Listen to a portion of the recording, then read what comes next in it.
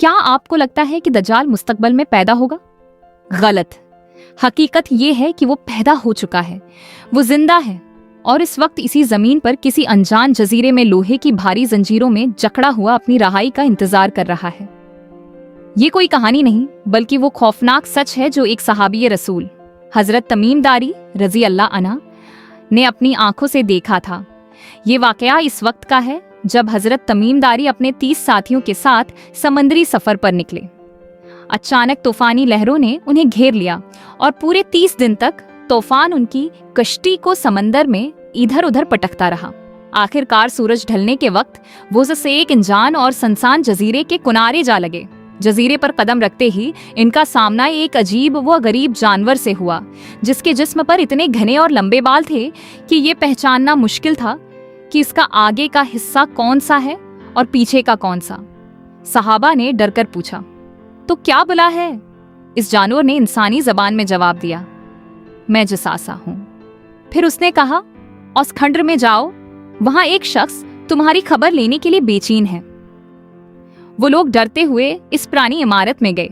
वहां उन्होंने एक ऐसे इंसान को देखा जो कद वे कामत में इतना बड़ा और मजबूत था कि उन्होंने आज तक वैसा इंसान नहीं देखा था।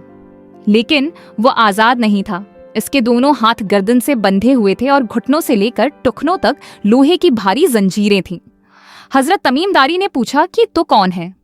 तो उसने जवाब देने के बजाय सवाल करना शुरू कर दिया। इसने पूछा, क्या बेसान के खजूर के बाग अब भी फल देते हैं? उन्होंने कहा, हाँ। उसने कहा, वो वक्त करीब है जब वो फल नहीं देंगे। फिर उसने पूछा, क्या बहरा तबरिया में पानी है? उन्होंने कहा, बहुत पानी है। उसने कहा, जल्द ही इसका पानी खशक हो जाएगा। आखिर में उसने पूछा, क्या अम्मियों के नबी मोहम्मद सल्लल्लाहु अलैहि वसल्लम जाहिर हो चुके हैं? उन्होंने बताया, हाँ, और लोग उनके साथ हैं। ये सुनकर उसने वो राज खोला जिसने सबको दहला दिया।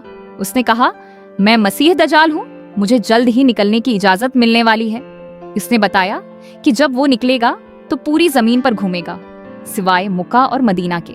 हजरत तमीम दारी ने वापस आकर ये पूरा वाकया प्यारे नबी सल्लल्लाहु अलैहि वसल्लम को सुनाया। आप सल्लल्लाहु अलैहि वसल्लम ने खुशी से मिंबर पर खड़ी होकर फरमाया, ये वही है जो मैं तुम्हें दज्जाल के बारे में बताया करता था।